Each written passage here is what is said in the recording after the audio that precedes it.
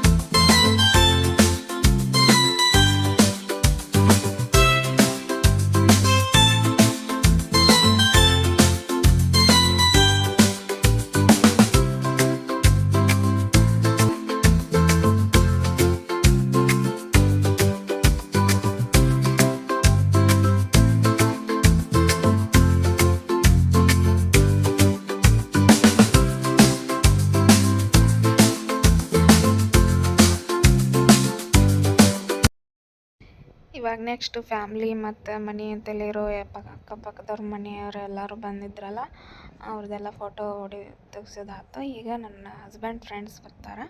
ಹೀಗಾಗಿ ನಾನು ತ್ರಿಶೂಲನ ಅವ್ರ ಪಪ್ಪನ ಕೈ ಕೊಟ್ಟು ನಾನು ಒಳಗೆ ಹೋದೆ ನೋಡ್ರಿ.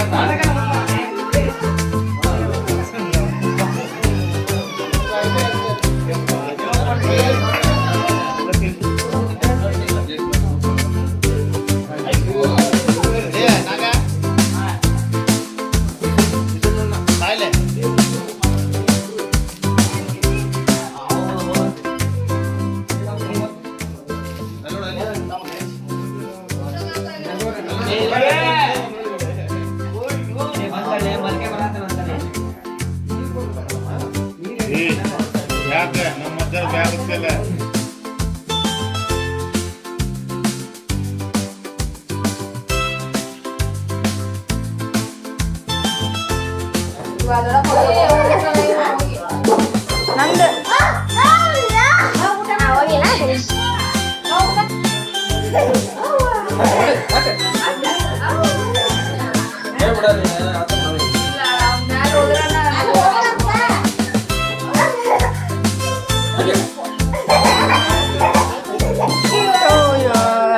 ಬರ್ತಡೇ ಎಲ್ಲ ಸೆಲೆಬ್ರೇಷನ್ ಮುಗಿದಿಂದ ನನ್ನ ಮಗ ಈ ಥರ ಎಲ್ಲರ ಜೋಡಿನೂ ಎಂಜಾಯ್ ಮಾಡಿದ್ದು ನೋಡ್ರಿ, ಆಟ ಆಡ್ತಿದ್ದ. ಈ ಲಾಗ್ ನಿಮ್ಗೆ ಇಷ್ಟ ಆಗೈತೆ ಅಂತ ಅಂದ್ಕೊಂಡೀನಿ. ಇಷ್ಟ ಆಗಿದ್ರೆ ಲೈಕ್ ಮಾಡಿರಿ, ಶೇರ್ ಮಾಡಿ, ಕಮೆಂಟ್ ಮೂಲಕ ನಿಮ್ಮ ಅನಿಸಿಕೆಗಳನ್ನು ತಿಳಿಸ್ರಿ. ಇನ್ನೂ ಯಾರು ನಮ್ಮ ಚಾನಲ್ನ ಸಬ್ಸ್ಕ್ರೈಬ್ ಮಾಡ್ಕೊಂಡಿಲ್ಲ, ಪ್ಲೀಸ್ ಸಬ್ಸ್ಕ್ರೈಬ್ ಮಾಡಿಕೊಂಡು ಸಪೋರ್ಟ್ ಮಾಡಿರಿ.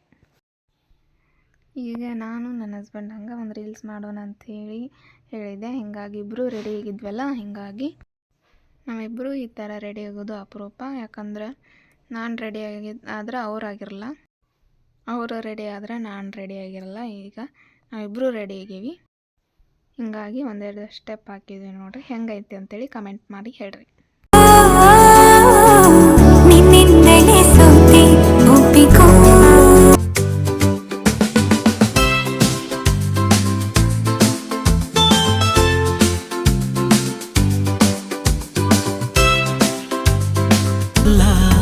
ಎಲ್ಲಕ್ಕಿಂತ ಮೇಲಾಗಿ ನಿನ್ನಲ್ಲಿರುವೆ ಹಾಯಾಗಿ, ಬಾಳಲಾರೆ ಬೇರಾಗಿ ನಿನ್ನಿಂದಲೇ ಕಲಿತೆ.